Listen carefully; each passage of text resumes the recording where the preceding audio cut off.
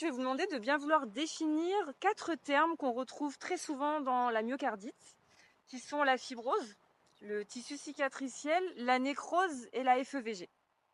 Ce qui va se passer au moment d'une myocardite aiguë, effectivement, les symptômes qui vont être les plus fréquents, la douleur, l'anomalie sur la prise de sang avec une élévation du taux de troponine, ça traduit la nécrose myocardique. C'est-à-dire qu'il y a des cellules du myocarde, du tissu cardiaque, qui vont être détruites Mm.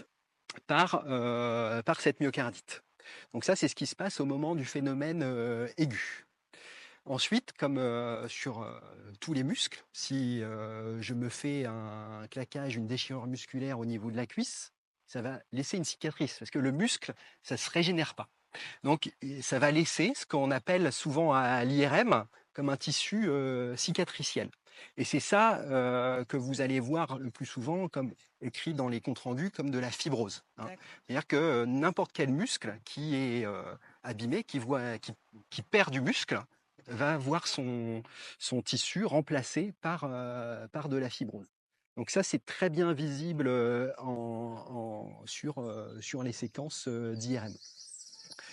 Donc la séquelle, par définition, dans la myocardite, c'est la présence de fibrose sans inflammation. C'est-à-dire que l'inflammation a complètement disparu. On considère que la myocardite est guérie, mais il restera, et la traduction de ça, c'est l'IRM cardiaque, cette cicatrice qui correspond à une zone de fibrose au sein du muscle cardiaque normal. D'accord.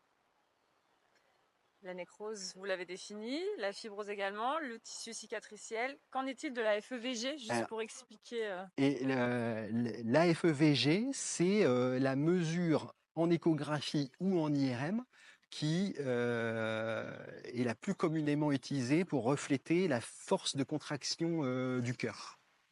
Donc la force de contraction et la qualité de la contraction de la pompe cardiaque.